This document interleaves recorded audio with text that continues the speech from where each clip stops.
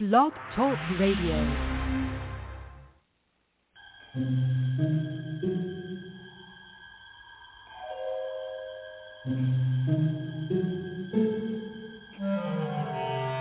Archangels, ghosts, and Bigfoot, oh my. It's just another night for Supernatural Girls. Real stories, real answers to life's biggest supernatural mysteries.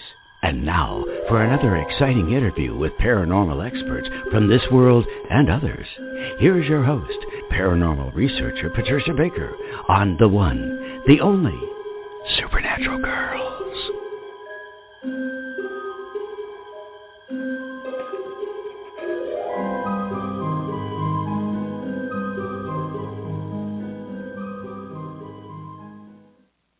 Welcome, everyone, to another exciting episode of Supernatural Girls Radio. I'm your host, Patricia Baker, and unfortunately, my co-host, Michelle Claire, is not able to join us tonight. She was not feeling well.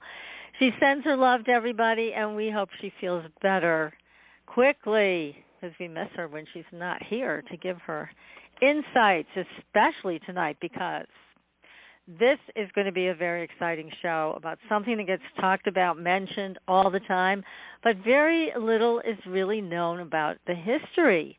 And tonight we have an expert who's going to be talking to us about the Illuminati. So stay tuned, everybody. I wanted to get to a couple of things, though, from last week's show. Now, we had Romy Buehler on the show. She's an animal communicator, and she's also an holistic health coach for pet owners. Now, she told us at the end of the show that she had had an experience communicating with a Bigfoot. It was fascinating. So we went and sent Romy a photograph from Lori Simmons, who has been on our show several times.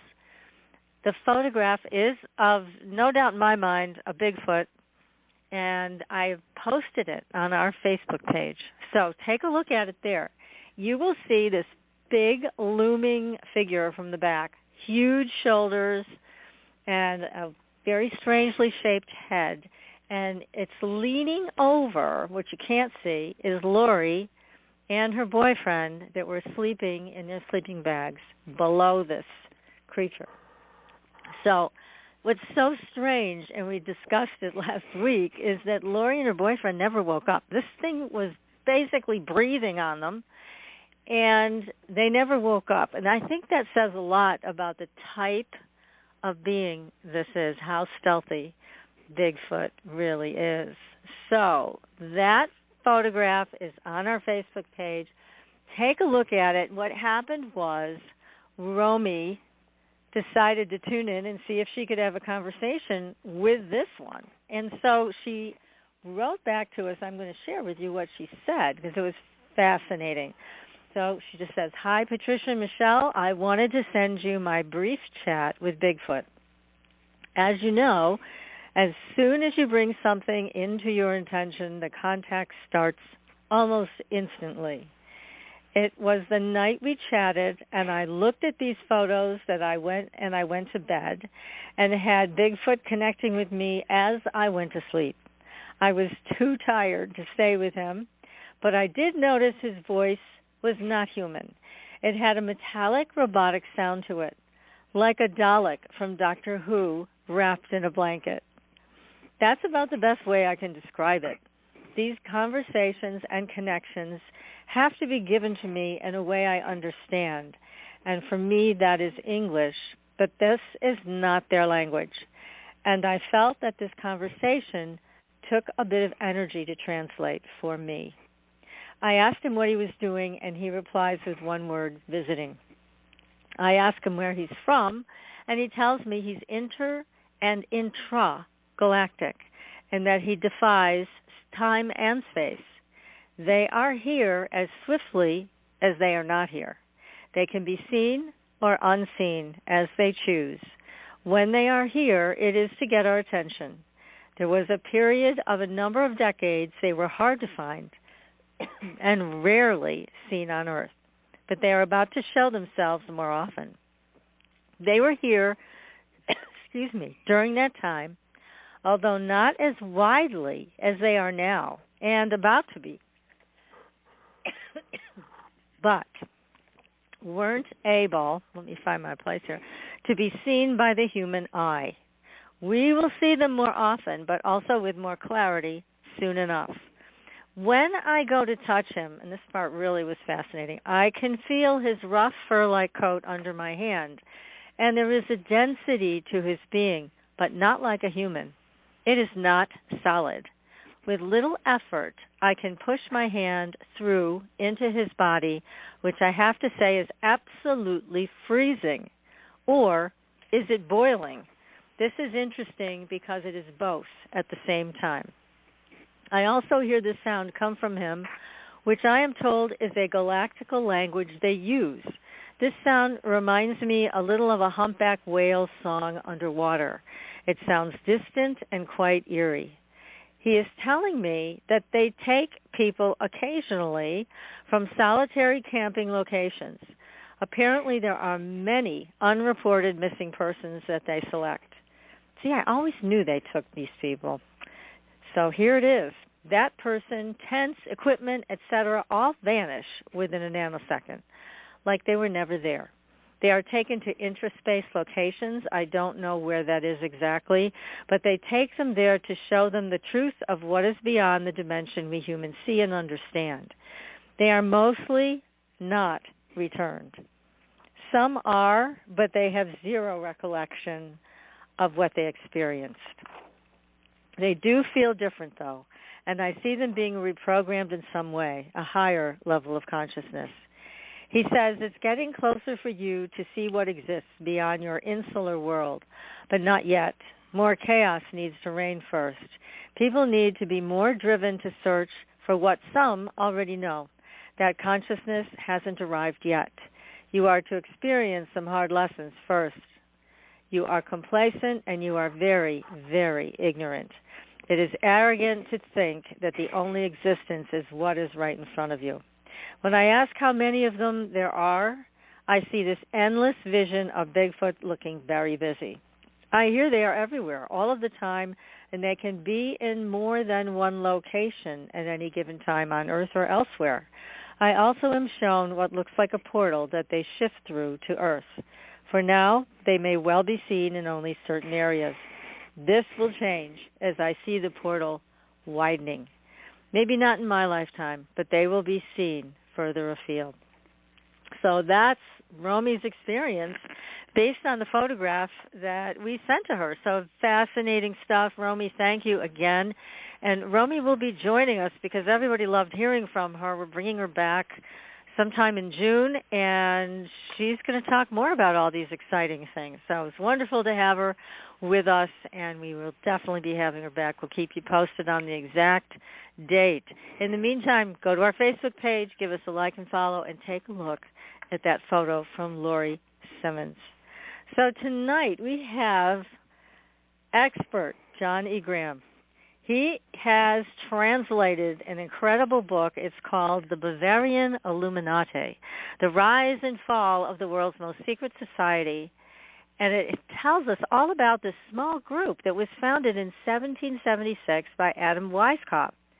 Now, the term Illuminati dominates our conspiracy culture, but is it a conspiracy? What about the Illuminati is real? We're going to find out, because Jon is going to tell us.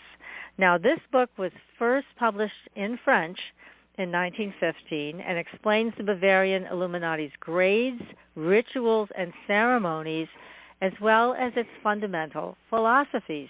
It also examines the leaders of the order and includes the only surviving record of documents destroyed during the World Wars.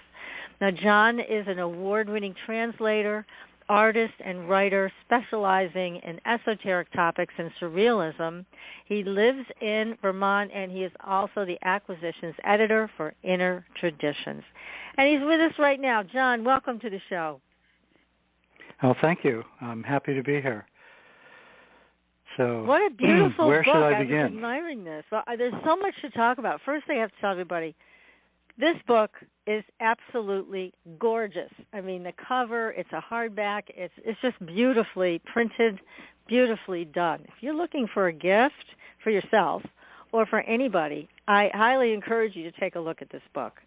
it's a really, really special book. So, Jon, how did you get mesmerized by this topic?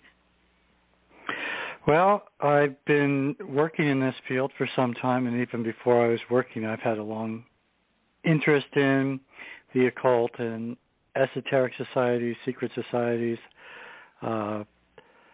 And some time ago, actually 15 years ago, maybe not quite that long, one of our authors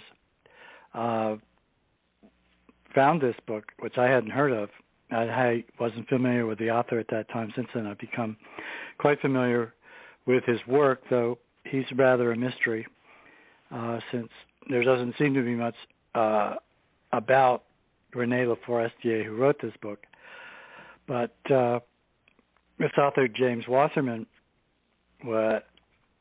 talked me into translating it for him, as he wanted to publish it himself for a variety of reasons. That plan never came to fruition.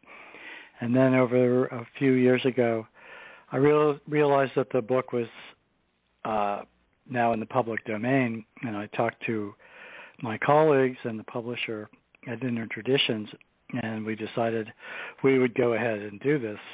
And it's quite a large book. It's almost 900 pages.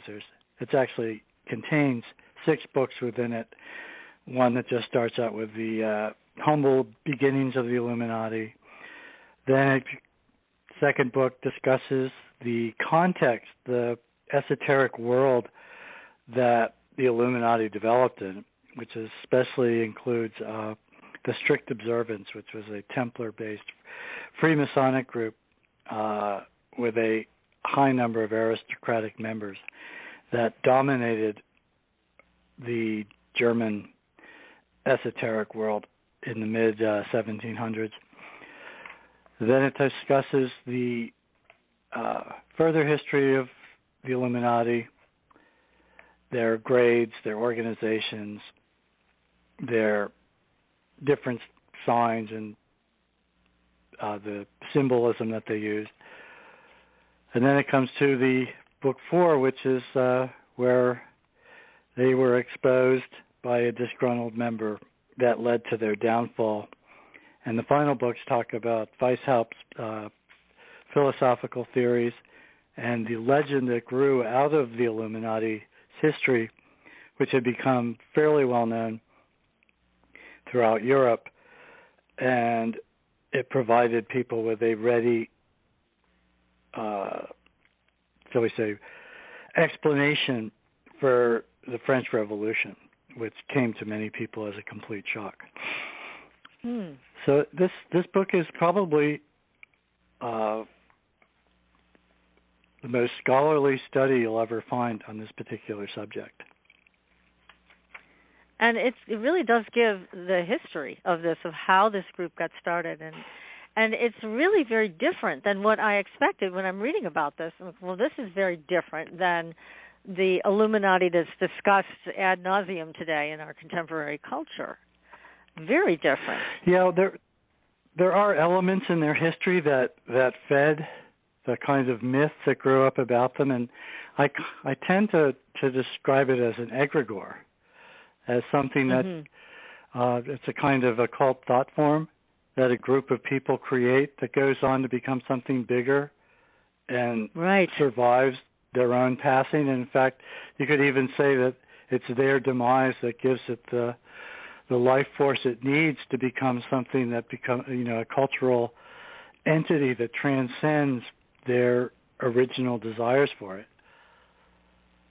Yeah, it's very different. I mean, what we are inundated with in our contemporary culture, as you well know, is all this stuff about, celebrities who are covering up one eye or doing these hand signals with their photographs or videos, and everybody starts getting hysterical about it, saying how, see, these people are all Illuminati people.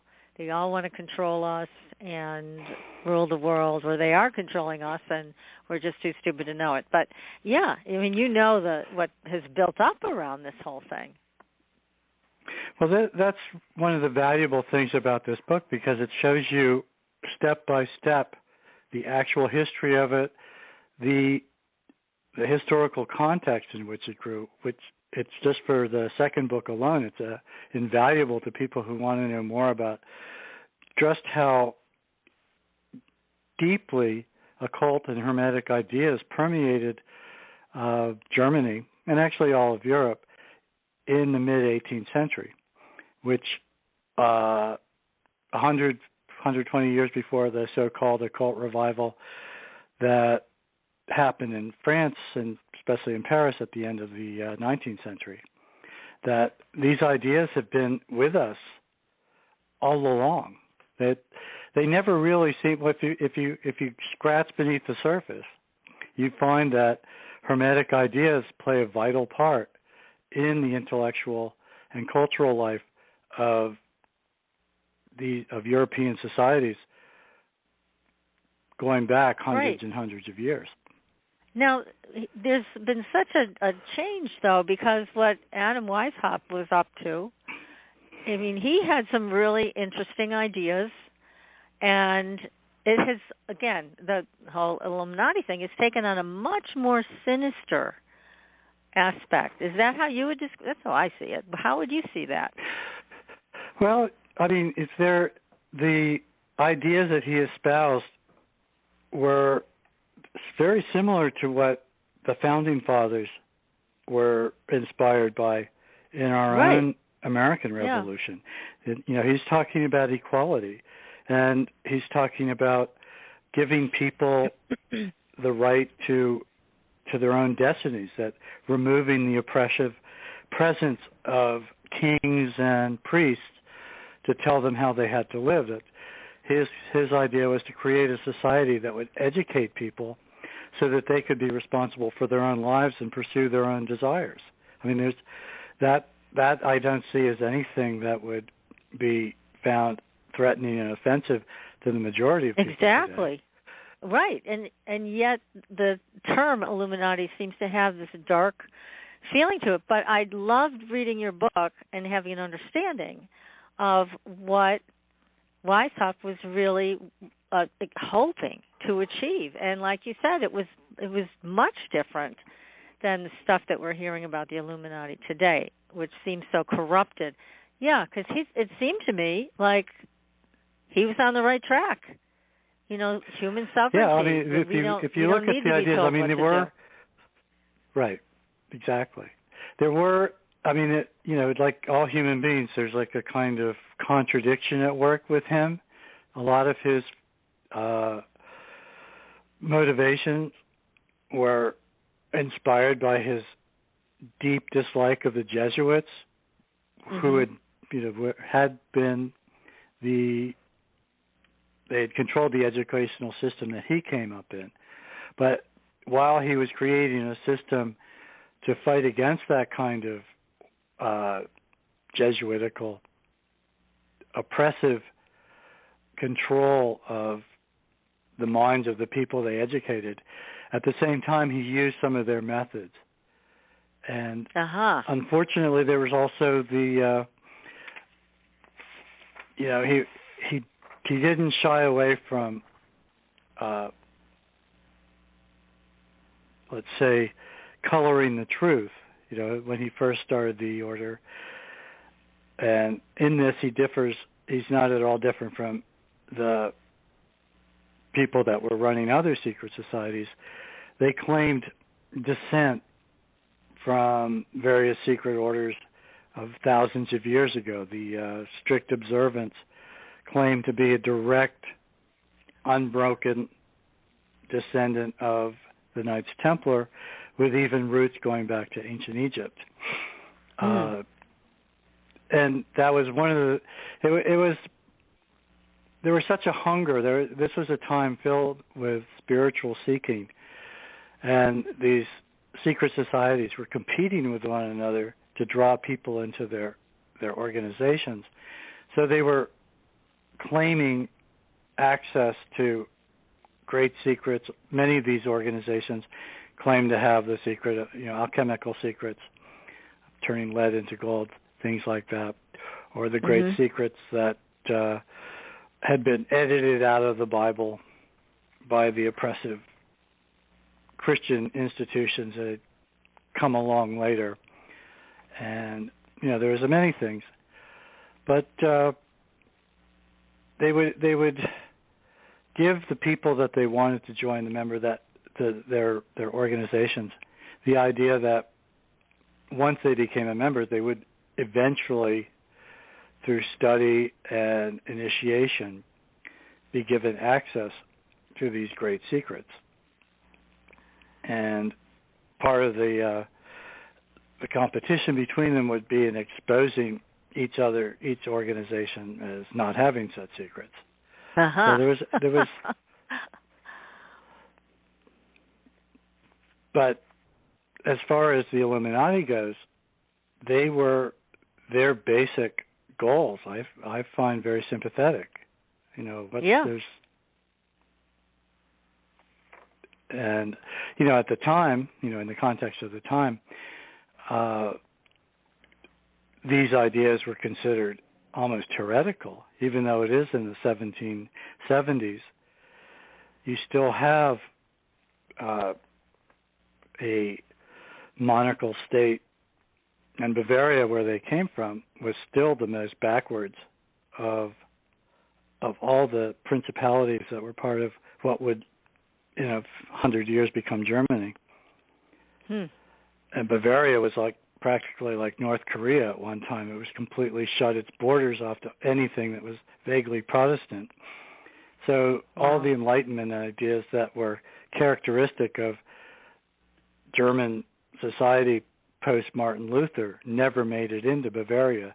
So one of the growing pains that the Illuminati had is they were providing a curriculum for the new members that the Germans in Frankfurt and Berlin and even in Vienna, other places, were already totally familiar with, but had been on the banned book list in Bavaria, and it was still, you could still go to jail or be, lose your job for having these books or offering these books to other people. And this was part of the struggle that led Weishaupt to create the Illuminati when he was fighting with the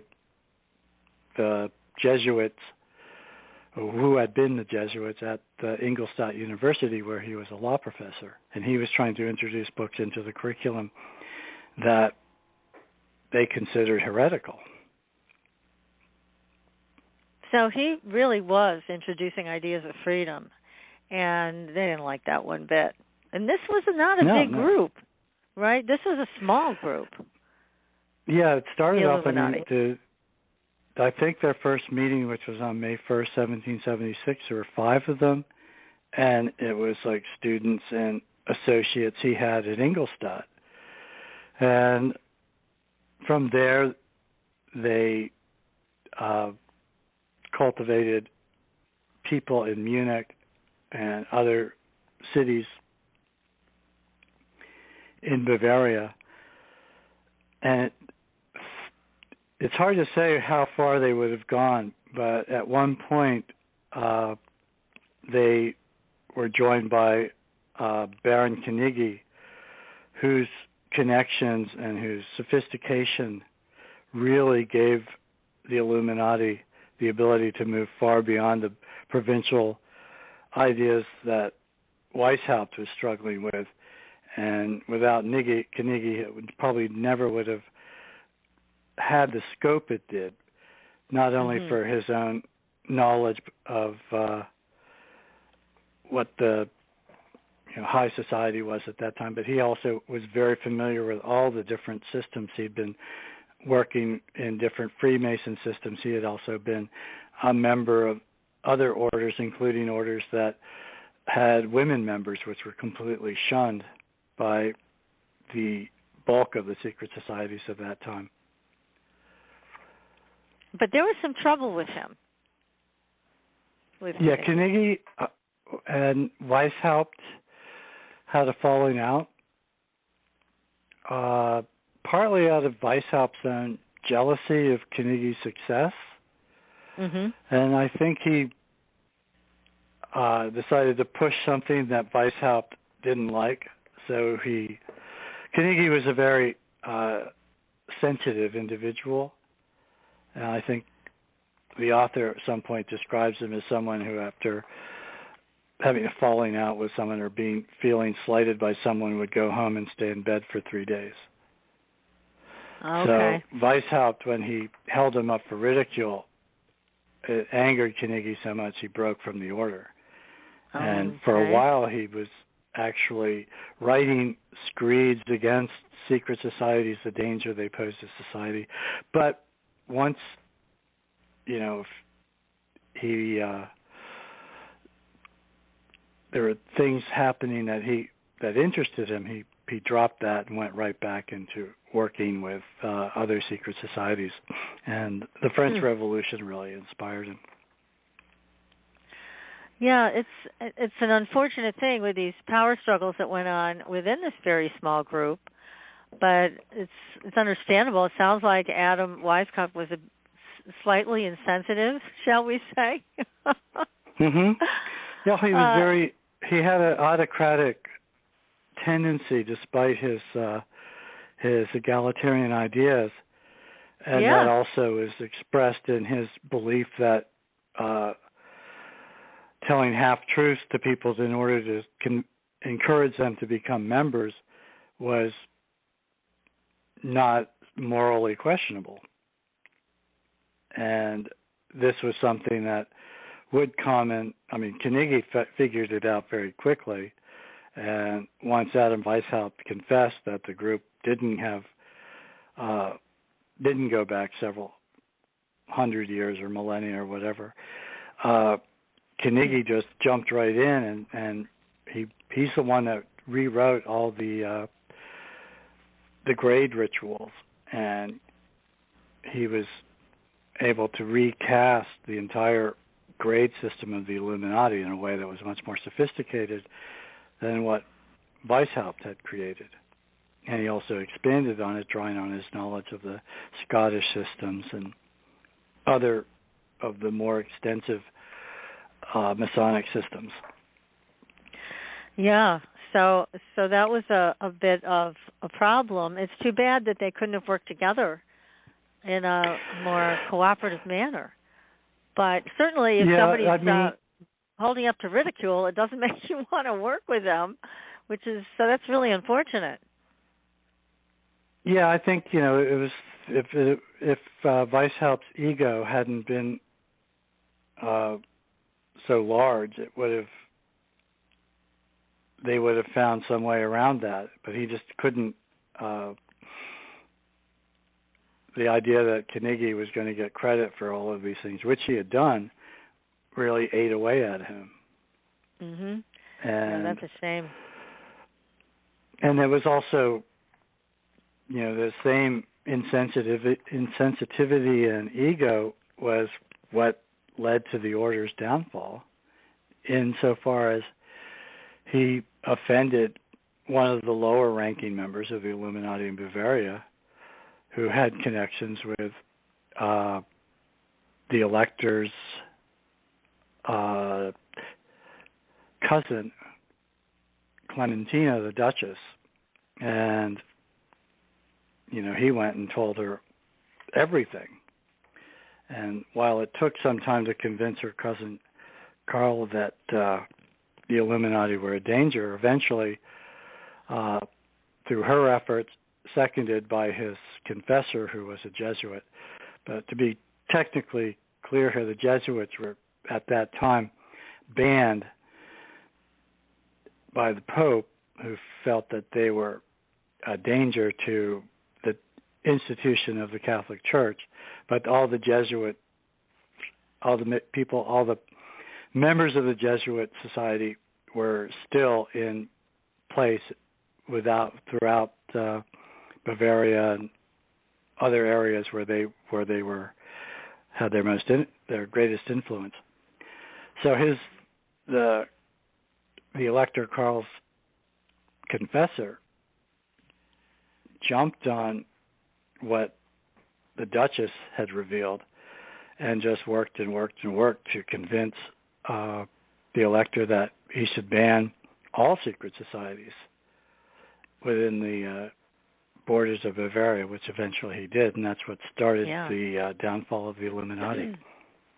Yeah, that was the end of it. So, yeah, and when you say they were banned, what exactly did that mean?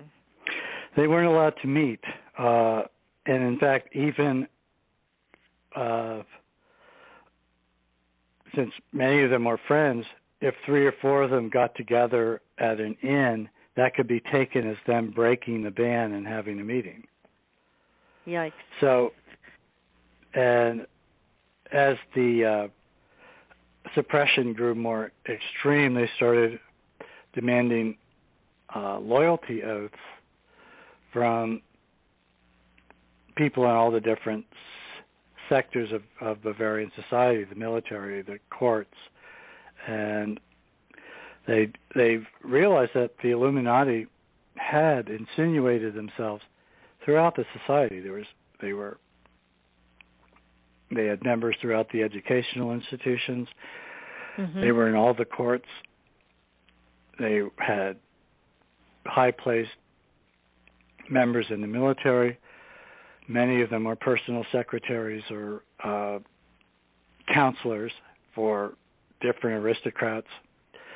So when the full extent of the Illuminati takeover, subversive takeover of Bavarian society was revealed, then the measures taken against them became harsher and harsher, and that's when the papers were... Joack, who was Weishaupt second in command, was also the personal secretary for the Count of Zweibrücken, and he and his wife's house were raided by the Bavarian police, and they found everything, letters and all the grade books and all of that.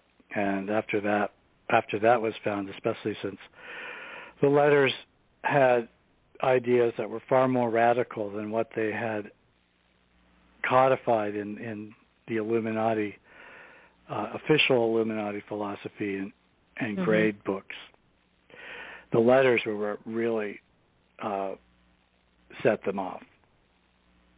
So what were the letters talking about that scared them? Well, for one thing, one letter that Joack was talking about was creating a special Illuminati order of women, virtuous and depraved women. The virtuous women would be enticed into society by the promise of books and knowledge and given equal footing with men, and the depraved women would be enticed into the society by being offered a place where they could satisfy their desires without society knowing about it. And things like that. And at the same time, their enemies, like the Rosicrucians, were very they felt that the Illuminati were heretics of the worst kind and had been aware of them, but they had no idea exactly of their identity. As their identities came out, they fine-tuned their attacks. And the idea of the Illuminati as a unscrupulous individual who is a master of poisons and would let nothing stand in the way of achieving their ideals and their mission took hold. And that's what, as the caricatured Illuminati member became more and more prevalent in the German imagination, the harsher the measures taken to eradicate them, but also all Freemasons. It basically, the Bavarian elector especially, looked to get rid of all secret societies, which was perfectly in keeping with what the church wanted him to do. Oh, yeah. That would fall right in line with that. Well, now, when the Illuminati started off, you mentioned there were 5 members that met. And by Mm-hmm. the time they were being disbanded due to this crackdown on them, how many members were there? Well, nobody's really quite sure, but they can look at the membership rolls in a number of cities, and there were thousands, not tens of thousands, but I think I've seen as low as 2,000 to as high as 6,000. And it had spread into the Austrian-Hungarian Empire. Budapest had a lodge, Prague had a lodge, Vienna had a lodge, and there were lodges all throughout what would be Germany. At this time, Germany was still known as the Holy Roman Empire, and it was all a collection of principalities and electorates. Mm-hmm. And most of the German cities had some kind of Illuminati presence. So there were quite a few, and they did have a few celebrated members. Goethe, for one, also the philosopher Herder. Mm-hmm. And it doesn't seem that they were extremely active, but knowing Goethe's liberal philosophy, it's easy to see why he would feel in tune with the philosophy the Illuminati was presenting. And I think his own sponsor, his patron, who was an aristocrat, also joined. And so there they were quite grew. A few. Yeah, they grew quite a bit. Grew and that growth, I think, is mainly due to Carnegie's ability to create a more sophisticated structure for the organization. Now, do you think they actually had secrets to divulge that basically give you the keys to the universe? Do you think they had that? Well, if they did, it's not in any of the papers that this author found. Mm-hmm. And, at the time, all the different secret societies were exchanging accusations that each of their opponents, each of their adversary societies were pretending to possess secrets that they didn't have and trying to expose the people that were claiming to have secrets as not having any to them. But the Illuminati were successful to a certain extent. I mean, when you look at the situation in Bavaria, which was was still a very backwards state. It was the last part of Germany where women were actually burned as witches, even though it was 30 or 40 years before the Illuminati. It was still the last. It was very, very much backward. It was very Catholic. And when you see the history of Bavaria, you can see just how at one point in the middle, after the 30 Years' War, the elector count of that time just sealed the borders to keep out any heretical ideas, which were the ideas that led to the Enlightenment. Yeah, you can see, I can see why Weishaupt would want to rebel against those restrictions. So suffocating to the whole population. Well, and it was also, when they first started, they called themselves the Order of the Perfectibilists, and that really illustrates the core idea of the Illuminati as Weishaupt understood it. It was an organization set up so that people could educate themselves in order to perfect themselves. Mm-hmm. And he later, that particular term didn't last long, and they changed it to Illuminati. But, it's a bit of a conundrum, though, isn't it? I'm sorry. What's that? It's a bit of a conundrum. No, I was just saying he was looking to. Mm-hmm. Yeah, go ahead. Because he was looking to. Well, I'm just saying he was looking to replace, the oppressive Christianity of the Jesuits with what he called it was almost a deist form of Christianity, that he believed that the early Christians practiced. He had some really good ideas. This was good stuff. But as usual, ego always gets in the way, especially in groups. And again, this what I was starting to say is there is a bit of a conundrum when you go on this quest for spiritual awareness or illumination, enlightenment, whatever you want to call it. And the ego can certainly get in the way of all of it because it can turn into a power trip. You know, who wants this power? And if you want this power, then you need to be with our group because we're the ones that have the keys. We're the ones that have the secrets. So it's a very fine line. I can see where all of this would go downhill fast. There was no transparency, even among the leaders of the groups.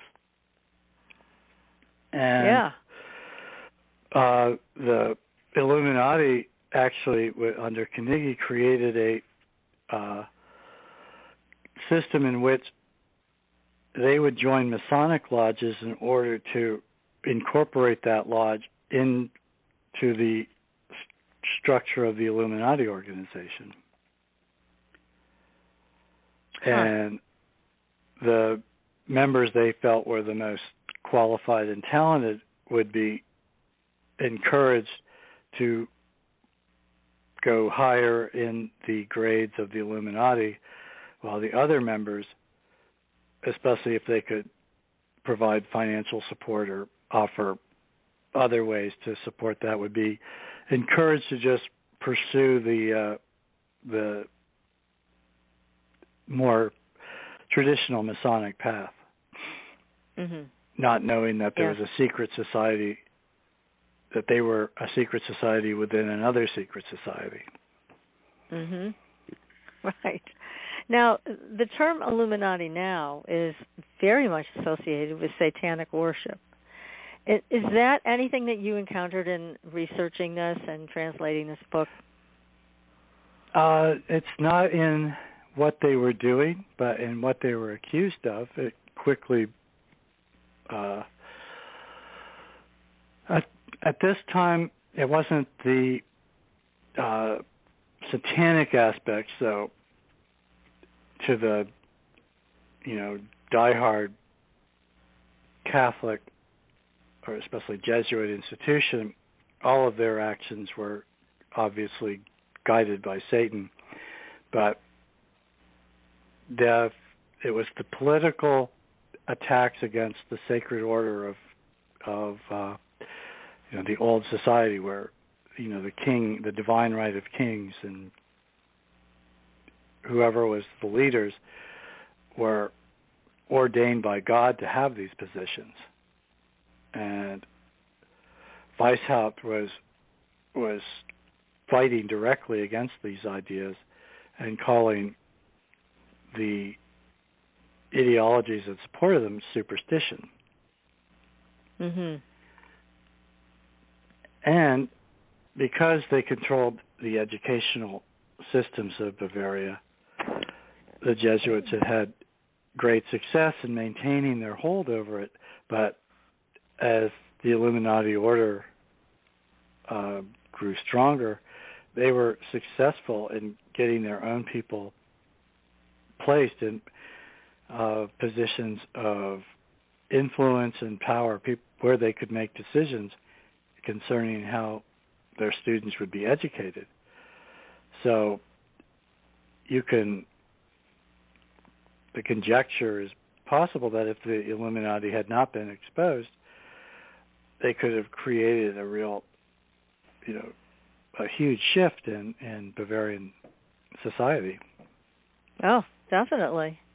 Because, I'm trying to, it's not that hard to imagine what it would be like to live in a repressive society like that, where you are forced to comply. Look at everything we've been through in this country in the last couple of years, between the plague, the vaccine, the, masks, etc. It's not so different. And it's interesting also that you're talking about this being founded, the Illuminati being founded in Bavaria in 1776, same time as our Revolutionary War. And, I mean, same principles, looking for freedom. Where's our freedom? And today, apparently, astrologically, we're going through a very similar time, and it's the same kind of thing. Do you want to be a sovereign person, or do you want to just comply and become a slave or be a slave? Yeah, I think the United States, it's a Pluto return for the United States. Pluto. Right. Yes. Thank you. That's what it is. And Pluto has its own specific character that I see having, really defining the kind of conflict that exists right now between, creating a society where there's no ability for people to discuss things calmly, but just through, everybody taking a my way or the highway stance. And, it's totally irrational. Even it is. Even though there are sides that say they're completely rational, it's not rational. When people say, the science, science cannot be treated as a religious yardstick, but that's what they're doing. If it's just science, if we always were to trust the science, people would still be doing phrenology. People would still be.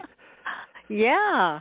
That was the science. If you look at the social Darwinism of the 1870s, 1880s, and that still has an imprint in our current societies. But the misogyny that was a fundamental part of it, I mean, that was part of the early social Darwinists, where they would look at indigenous societies and they're like, any society in which men and women are equal is a debased society. It's primitive. And one of the signs of a civilized society is that men take on a greater and greater role, and women are just a support group. Right. That was science. That was what the science said. Right. They had this caste system. Yes. Science, that's supposed to be about science, is that it can be questioned. That's the way it's supposed to be. Exactly. And when Adam Weishaupt was doing his thing, that's what he was doing. He was questioning all of this, and he was bringing up an alternative to a repressive culture, which he's to be commended for, because that was incredible way back then. And as you mentioned, it felt a lot like North Korea. It sounds like a lot like North Korea in Bavaria of old. Yeah. I mean, the North Korean solution has been applied many times by autocrats who understand that the only way they can keep their people completely enslaved is to prevent any ideas from outside from entering. Right. And you see that in countries that completely, where all the media is just state operated. And that's what we have where here. It's very hard for anyone who has a countering viewpoint to make themselves heard. Yeah, look at all of what happened with Twitter banning our president at the time and banning anybody who did not want to go along with the narrative. It was incredible to me that here we are in 2022 and this is how we're handling it. It's no different than how Bavaria and the Jesuits were trying to keep power over their people. It's disappointing. As an historian, and you look at this, what are your thoughts on this? Well, I, for one, have always been, I don't feel that canceling unpopular opinion really works. It actually tends to increase its appeal. But I also feel that I mean, especially for when the left, which is talking about egalitarianism, and they're attacking ideas with the idea that they're elitist. There's nothing more elitist than telling other people what they can or cannot read. Right. My feeling about this is read it yourself. Don't read what other people tell you about it. If you want to, read the actual book and make up your own mind. But they can't do that if the book has been, burnt or thrown out, removed, and it's really, there's people with compelling arguments about how this is necessary, but it really doesn't. It really just speaks to their own fears that other people's ideas might be more attractive than their own. Yeah, exactly.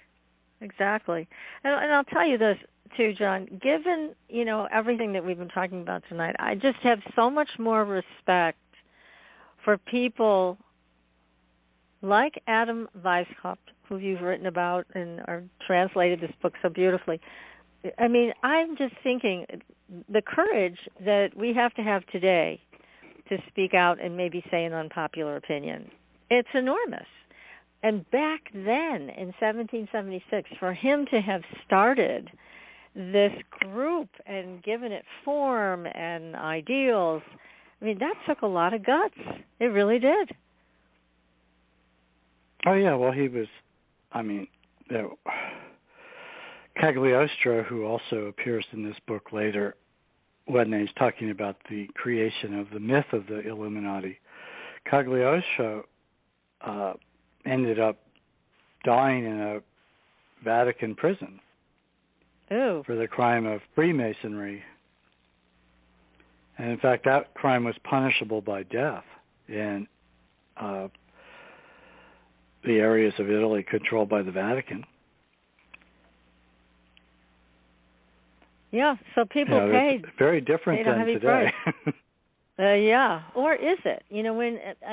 I look at some of what's gone on with these people that are now in jail without having rights. I mean, I'm horrified when I look at all of that, and I think of what you just said. Somebody dying in a Vatican prison. How different is that, really, than these people that have been locked away from this January 6th event that people are saying they have lost all of their rights. So it's not that different. And it's really horrifying to me that our society hasn't evolved to a place where we can accept each other's opinions and we don't have to control the other side. But that has been what's happening. And back then, in 1776 and moving forward, and that's also what was happening, to the point where they finally put their foot down and said there will be no more Illuminati, and they were able to threaten them legally and every other way, raid their homes, take their letters. Yeah, they made an extensive attempt to find everyone that they could when the elector finally decided to completely suppress the order. Weishaupt was in exile, and luckily his protector, Duke Ernst of Gotha, refused the Bavarian order to extradite him, but Weishaupt was, he was turned into a monster because they really things were taken out of context and represented to the public as being this or that. And, he was, this was at a time when Prussia and Austria were at odds. And the Prussians believed he was an Austrian agent, while the people who supported Austria believed he was a Prussian agent. So it was their version of the Russia hoax that we all went through with President Trump. It turned out to be total nonsense. So it's really crazy. You know, it's never stopped. And it just made me think, let me go back for a minute, to the Bigfoot story that I shared. And I also put something else on our Facebook page about Dr. Matthew Johnson, who is a psychologist, clinical psychologist, and he had a Bigfoot experience a number of years ago, changed his life forever. And he wrote a book about it. It was fascinating, and he's been on the show talking about it. But just recently, he posted on his Facebook page how, while they were outside enjoying their campground area near their home, that they found out that there was somebody there from one of the alphabet agencies spying on them. And they have proof because they have video cameras out, and while these people were taping them, Dr. Johnson was also taping them back. So it's like, you know, it was just craziness. But he has proof that they were on his property without permission. They've been in his house without permission. Surely listening in on conversations, breaking into their computer. And you and I know this has gone on for a long time with the UFO community, with abductees. This is not unusual for abductees to find out they're being trailed, followed, whatever. So it's, you know, it's so, to me, there's no reason for this, but it happens all the time. And this first experience I've heard, though, with Bigfoot experiencers being spied on. This is the first time I've heard that. And I totally believe Dr. Johnson. I know him, and he is very honest. But, again, to me, it's that same kind of repression, that same kind of, we're going to scare you into submission so that you'll be quiet about these things. Now, why would you have to be quiet about Bigfoot? I don't know. I certainly know why you'd have to be quiet about UFOs and ETs. I know why they would want us all to be quiet about that. But again, it's that same repression. It's not allowing us to have our freedom, of expression. That it hasn't moved one iota from where it was in your book. Yeah, well, I think that's always been the case. I mean, you have powerful interests that have lots of resources, and those resources go into repressing things that would counter them and supporting things that will keep them going. I mean, you can see that with. Well, I mean, I was just in France, and the pesticide thing there, I mean, the French government is totally willing to, they make these laws outline glyphosates, the Roundup. Oh, yeah. But then Bayer complains, and they give it a loophole. But the French people are just like, you go to any place that is not federal but municipal, and they're not using pesticides anymore. Mm-hmm. They say, get used to the weeds. It's a lot better than Parkinson's. Mm-hmm. No, yeah, I'd say. And the French have the studies the French have been doing over the last 5 years pretty much provide a clear link between Parkinson's and pesticide use. Plus, if you're there, I mean, it was like when I was there, it was like I was a kid again. Everywhere, I mean, just driving at night, there's bugs all over the windshield. I haven't seen that in the United States in years. Oh, my goodness, you're right, yeah. Birds. And, here there's in Rennes-le-Château, there's this huge ridge covered with wind turbines. Wind turbines are all over France. But there's more birds there than here. See? because everywhere. They're eating insects that have been poisoned, and then they're dying. So, yeah. Right. But the French people just decided, well, the government can keep playing footsie with corporations, but, when it's our decision, we're not using them. So everywhere you go, it's you forget just how loud nature can be. Yeah. Oh my goodness. You bring up such interesting points. I mean, the bugs on the windshield, I haven't thought about that in years. But you're right. Where'd they go? Yeah,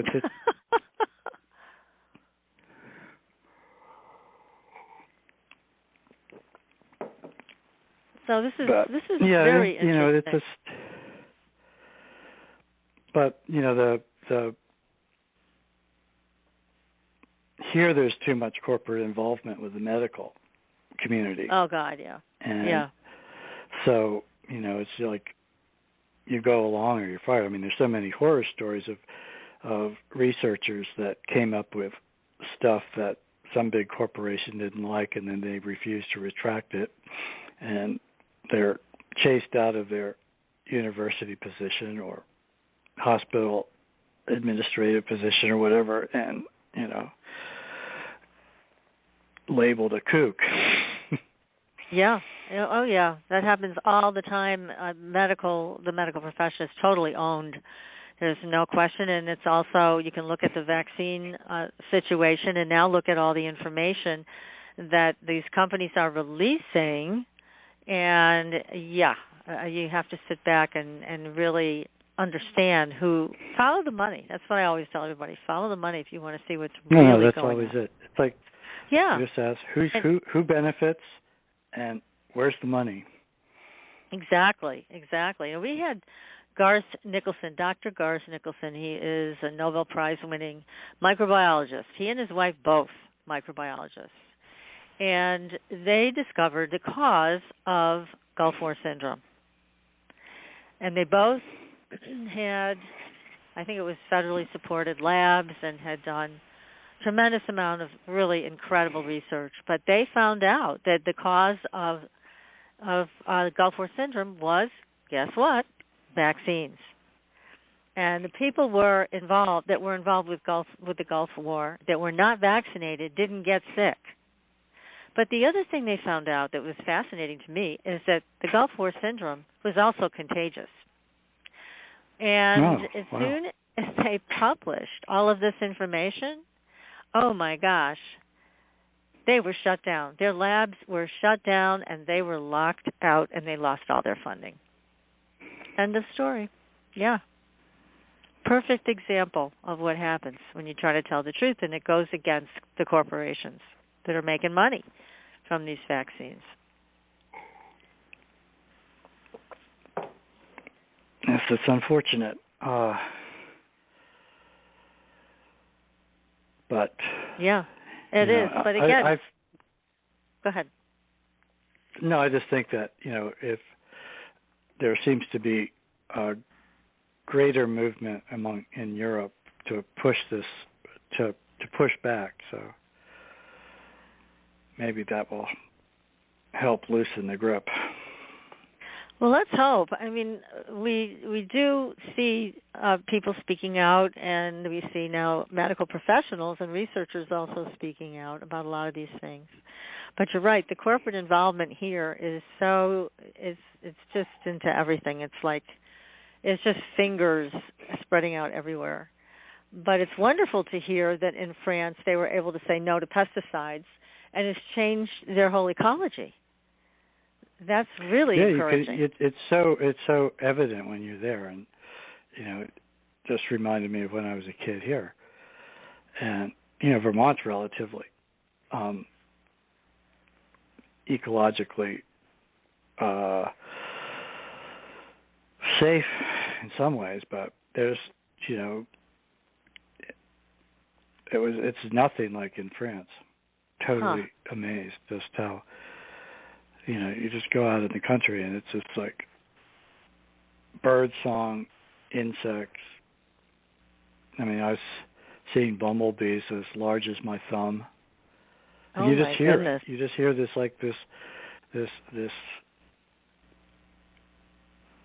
chorus of birds and insects just busy away. It's like, oh, you just all of it. I just felt like, wow, I feel at home. Yeah, I bet. Oh, my goodness. That's wonderful. Well, it would be nice to see a movement like that take hold here so that we could get rid of some of these pesticides and we could all listen to this symphony of nature like you did in France.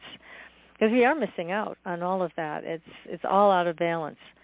So it would be good to have some people pick up that torch and run with it about getting rid of these things. And I am seeing more and more about if you were exposed to, this, then contact our law firm. So apparently people are acknowledging the fact that it does cause illness.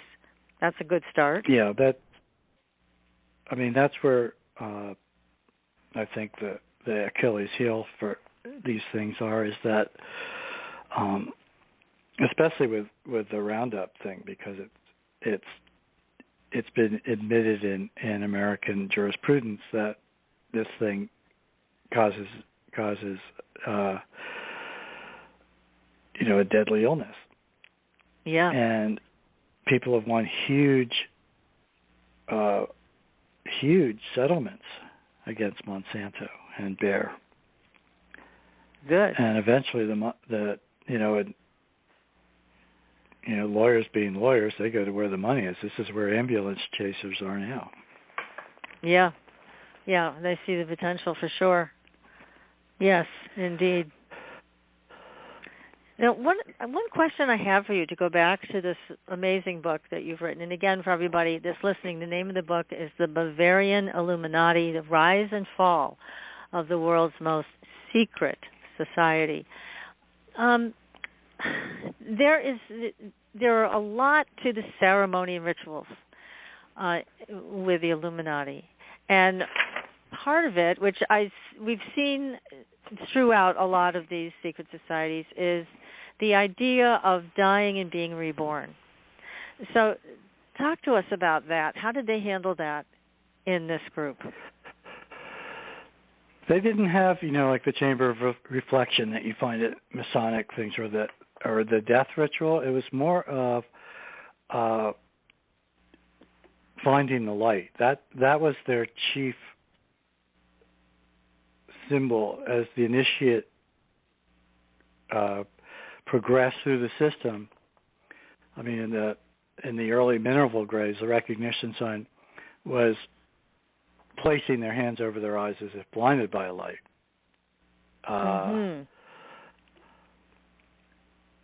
Then, as it got further up, they would crossing hands over their chest, and as you got into the top grades, there was a whole thing about being a slave and being refused entrance, but he's no longer a slave because he has seen the light.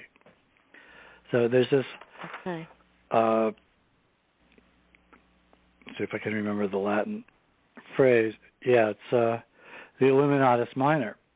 Their duties were per ne cacea vident, through me the blind can see. That was their purpose.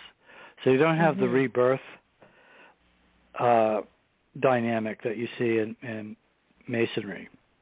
You have this whole idea of, the owl is their symbol. The owl is a symbol of wisdom, but it's also a symbol of a being that can see even in the darkest night.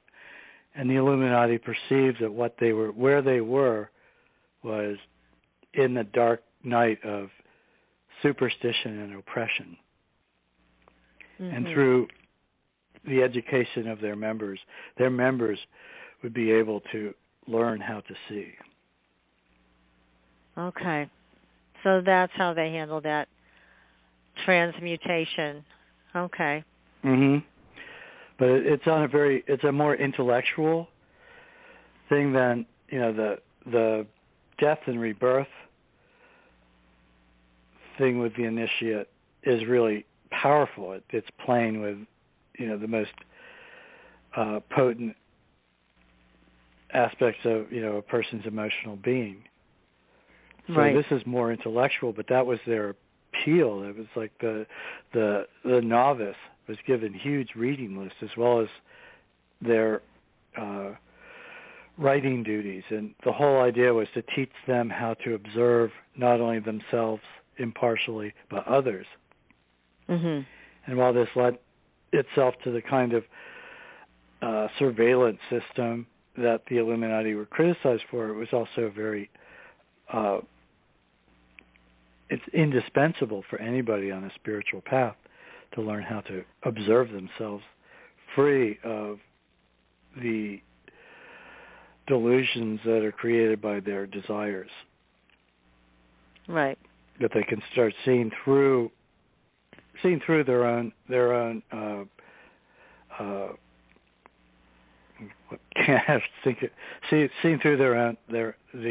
own lies to themselves.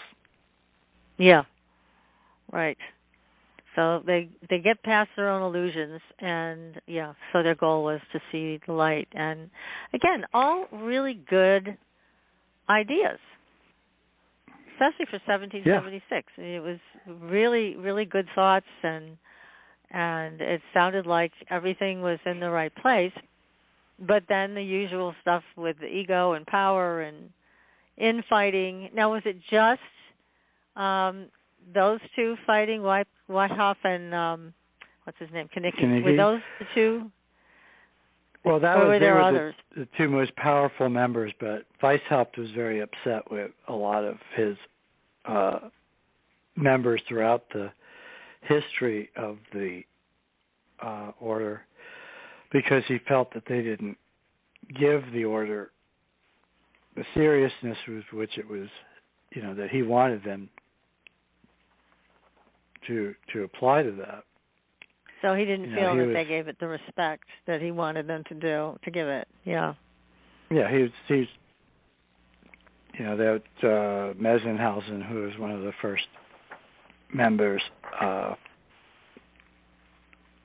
he was replaced by Zwack in Munich because Weishaupt saw that he couldn't be discouraged from drinking too much and womanizing. Oh, okay. So when Zwack came along, in his letters he's very clear about the failures or the failings of his lower members. Mm-hmm. And in his own idea for the society he was creating, is like, there's no ambition has any place here. Let's see if I can. It's a place where envy and curiosity could not exercise their corrupting influence, where idle Mm-hmm. chatter was immediately punished, where the mask was stripped away from extravagant daydreams, ignorance, and imposture, and whose secret activity was already manifested in events known to all, but which the profane attribute to chance or fortune.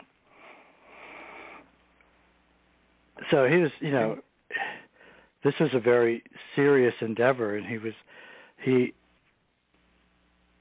found very few people that would take it, would apply themselves as deliberately as he wanted them to. Right. To take it very seriously. They're on this spiritual path, and so he was a little upset with a bunch of people, not just Kanicki, and so I would imagine that level of irritation was not managed well, and so it created more trouble in the whole group, and then outside they were getting attacked, and they were being apparently watched. So people were beginning to know who the members were and things like that. Mhm. Yeah, once their identities were known. I mean, and there was suspicions, but nobody could ever prove it. It wasn't until the Bavarian elector started making moves to suppress them that more and more information came out about them, and then their enemies just went to town. Yeah, they did. Now, there is an Illuminati organization today, right? And their headquarters are in Colorado? There's still, even at the time that Forestier wrote this book, at the end of the book, he adds a note that there's an Illuminati organization today, and this is their address. But in his opinion, they have no connection whatsoever with the order he just wrote about for 880 pages. But he does. So he has no link at all. This is just something completely different. I mean, if people that want to see conspiracies will find evidence. I mean, there's all these books, Baruel, Robeson, that came out after the French Revolution that looked at what had happened to the Bavarian Illuminati, especially at the fact that they were able to penetrate all these institutions and government offices there. And they decided that must have been what happened in France. There's no other possible explanation, that people couldn't just be treated so badly that they would just finally become so sick of it they would revolt, that they needed to have these masterminds in the shadow pulling their strings and putting these ideas actually in their head. Otherwise, they'd be perfectly happy. Right. Now, so when you see all of this conspiracy talk about the Illuminati, and again, celebrities being involved, political figures being involved, what do you think of that? Well, I don't really feel that it's valid. I mean, there might be some fraternity type level secret society, but I don't think there's anything real about it, and I think it's on a par with the actors or people at other times where there was a lot of occult ideas in the atmosphere, incorporating that into their acts, into their work. Mm-hmm. Yeah, because there's been a lot of talk about this, and it's, again, a lot of Luciferian influence, that people in Hollywood are all worshipers of Lucifer and perform these horrible rituals on children, and I mean, it goes on and on. I'm sure you've heard it. So it's so different from what you have written about in the Bavarian Illuminati book. It's completely different, really.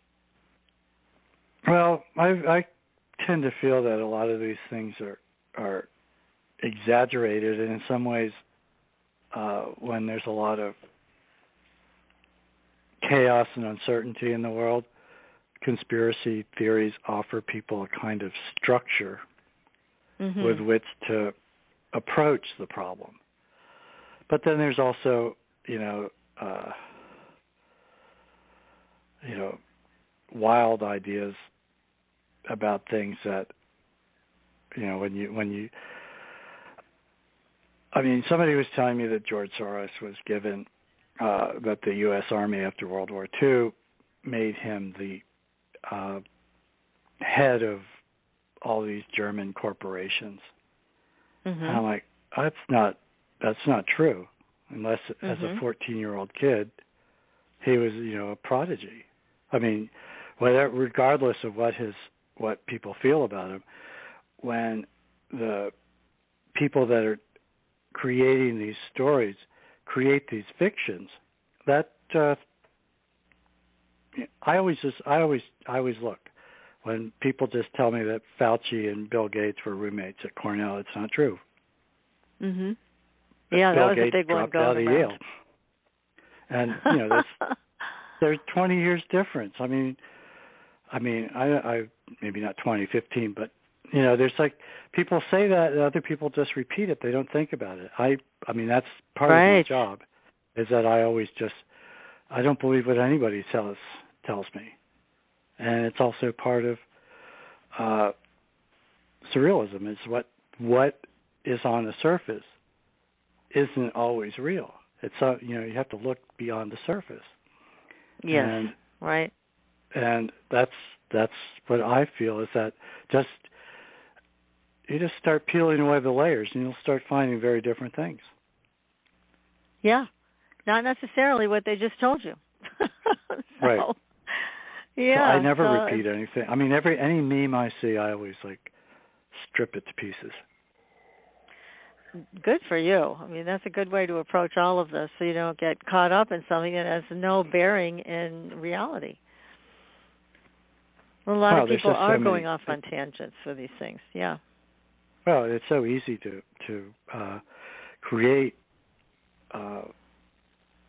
virtual lies, basically, or half lies. Yeah, that's a good way to say it. You can just throw this out there, and I think it more has to do with a kind of overload of information. That that too much information is as bad as not enough. That the mind just sort of tends to start to shut it out. Yeah. Yes, exactly. And some of it's so different. Let me say that, different.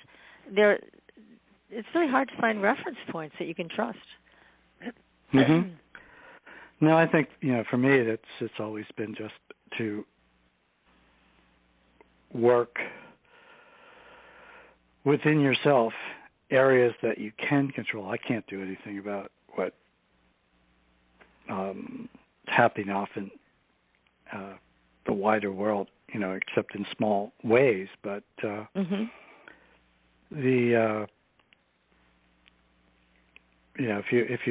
if you cultivate discernment, or try to, without turning into someone you have to keep a certain sense of self-deprecation, never taking yourself too seriously. Right. But yeah, there's wisdom out there, and it can be found. Yeah, well, there's Jon, this great author. Go ahead. This Pierre Rabhi, who's Algerian, but lived in France. He just died, and one of my a friend of mine who was his translator also just died of COVID. He was amazing. He could turn desert green, and he had his farm that was just this tropical paradise in the midst of one of the driest regions of France. But he was going back to North Africa, trying to help people to stop desertification. And he had this story about this. It's an old African folktale about this little bird. There's like this huge fires picking up, and this bird just starts taking beakfuls of water and dumping it on it. And other animals and birds say, "Well, why are you bothering? You'll never do it." He says, "I'm just doing my part. If everybody does their part, we'll deal with it." That's right. Yes. That sounds very much like an old shamanic tale. Yes. Yeah. Yeah. Yeah, he had a kind of shamanic personality. He was a very interesting individual, and the proof is in the pudding. I mean, he had the greenest thumb of anybody I ever met. I guess so. That's something. I mean, it reminds me of the Finnhorn situation, which was at the beginning, how they were able to create. Oh yeah, exactly. That's huge right. vegetables. Yeah, that's the same thing. Oh, my goodness. Well, Jon, this has been such a wonderful evening. I can't thank you enough for coming on the show and talking to all of us about this Illuminati, the truth about the Illuminati, how it got started. And again, everybody, the name of the book is The Bavarian Illuminati, The Rise and Fall of the World's Most Secret Society. And again, it is the most beautiful book I have seen in a long, long, long time. So if you need a gift for yourself or for anybody else, that is something to definitely put on your list. A great, great gift. So, Jon, thank you. What's next for you? Are you going to be doing another big project like this?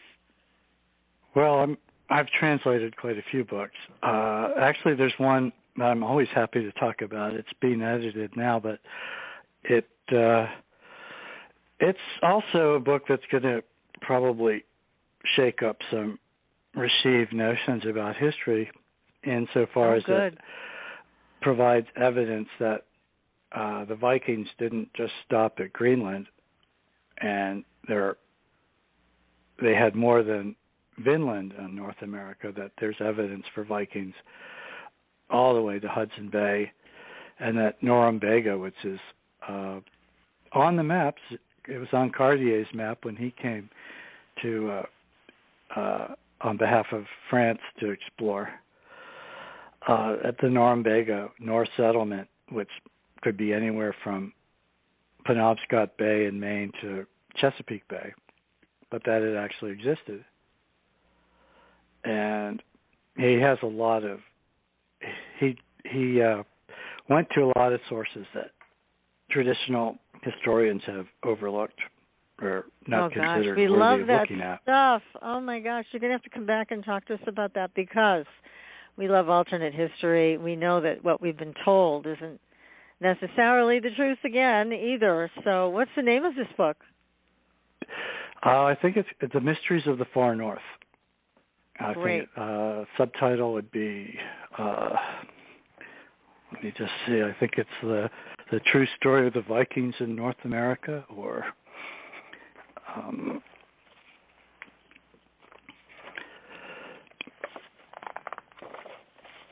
well, that sounds like, again, something that we would love to hear about. There's so much to all of this alternate history, and we need to pay more attention to it, that's for sure. Yeah, it's called The Secret History of the Vikings in Greenland and North America. Great. And, the author is, a anthropologist in France, and, worked in Greenland, works at the Institute, the Eskimo Institute in Copenhagen. And that's one of the things about this book, which until I started working on it, I had no idea that until he did this, none of the historians of Greenland had really thought to talk to the Inuit about their experience with the Vikings during this time. And it's in their folklore.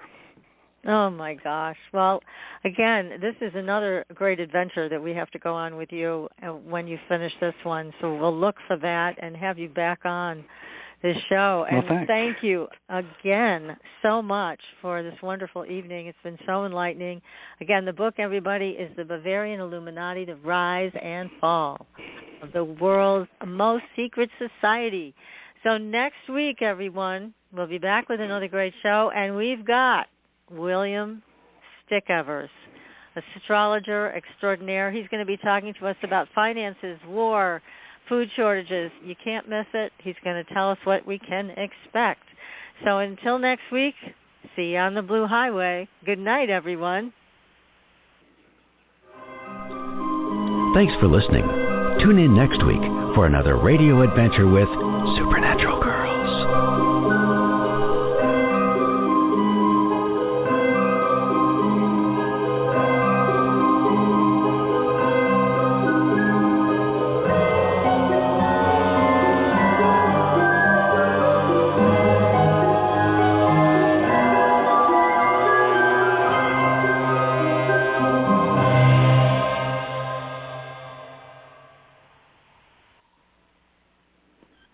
Hey, Jon, thanks again so much. That was really great. Oh, thanks, Patricia. it was. I'm glad it worked out. It was really fun. Yeah, I had a great time with you, and you shared such important information. And hey, if you ever know of anybody who can translate Aramaic, I have a book that is supposed to be about the control of the jinn. And really? And I've looked for years for a translator, and a couple times I got close, but because I'm female and they were Muslim, they wouldn't work with me. So yeah. Shoot. I know some people in France that might be able to throw some names my way. And that would be great. And I'll send you some pictures of it. It's really a pretty wild looking. Sounds great. Yeah, I'd love to get it translated and see what it really says. So. No, absolutely. Yeah, that would be a fun one. Well, again, thank you so much, Jon. I really appreciate it. It was great. Thank you. All right. Okay, you take care. Take care. Yep. Bye. Bye-bye.